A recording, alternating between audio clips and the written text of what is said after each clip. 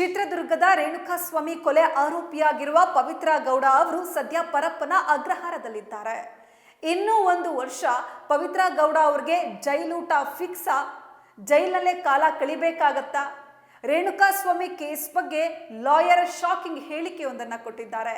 Lawyer ಏನ್ ಹೇಳಿದ್ದಾರೆ ಬನ್ನಿ ನೋಡೋಣ. ರೇಣುಕಾಸ್ವಾಮಿ ಕೊಲೆ ಆರೋಪಿಯಾಗಿರುವ ನಟಿ ಪವಿತ್ರ ಗೌಡ ಸದ್ಯ ಪರಪ್ಪನ ಅಗ್ರಹಾರದಲ್ಲಿದ್ದಾರೆ.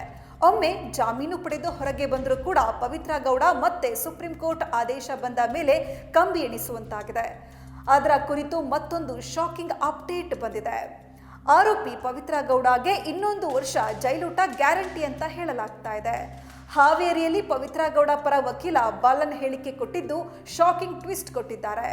ಈ ಪ್ರಕರಣದಲ್ಲಿ ಪೊಲೀಸರು ಬಹಳಷ್ಟು ಕಿತಾಪತಿ ಮಾಡಿದ್ದಾರೆ.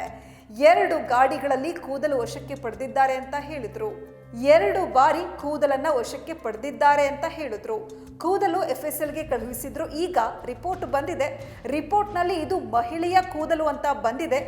ಅಯ್ಯೋ, ಅದನ್ನ ಪವಿತ್ರ ಗೌಡ ಕೂದಲು ಅಂತ ಹೇಳ್ತಾ ಇದ್ದಾರೆ ಎಂದಿದ್ದಾರೆ. ಈ ಕೇಸ್ ಈಗಾಗಲೇ ದಾರಿ ತಪ್ಪಿದೆ. ಅದನ್ನ ನಾವು ದಾರಿಗೆ ಬಿಡ್ತೀವಿ. ಸುಪ್ರೀಂ ಕೋರ್ಟ್ನಲ್ಲಿ ಜಾಮೀನು ರದ್ದಾಗಿದ್ದು ನ್ಯಾಯಾಧೀಶರ ಆದೇಶ ಎಂದಿದ್ದಾರೆ. ಜಾಮೀನು ಯಾವಾಗ ಅನ್ನೋ ಪ್ರಶ್ನೆಗೆ ಉತ್ತರಿಸಿದ ಅವರು ಕನಿಷ್ಠ ಪಕ್ಷ 1 ವರ್ಷ ಆಗಬಹುದು ಎಂದಿದ್ದಾರೆ.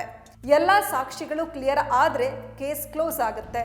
ನಿಜ ಸುಳ್ಳಾಗತ್ತೆ, ಸುಳ್ಳು ನಿಜ ಆಗತ್ತೆ, ಕಪ್ಪು ಬಿಳಿ ಆಗತ್ತೆ, ಬಿಳುಪು ಕಪ್ಪಾಗತ್ತೆ. ಏನ್ ಮಾಡೋದು? ಕಾನೂನು ವ್ಯವಸ್ಥೆ ಇದು. ಸತ್ತವನದು ಸಹಜವಾದ ಸಾವು ಅಲ್ಲ.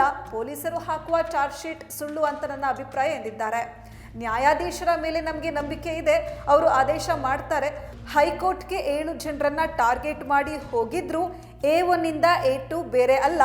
7 ಜನ ಅನುಭವಿಸ್ತಾ ಇದ್ದಾರೆ ಅಷ್ಟೇ ಅಂತ ಲಾಯರ್ ಹೇಳಿದ್ದಾರೆ.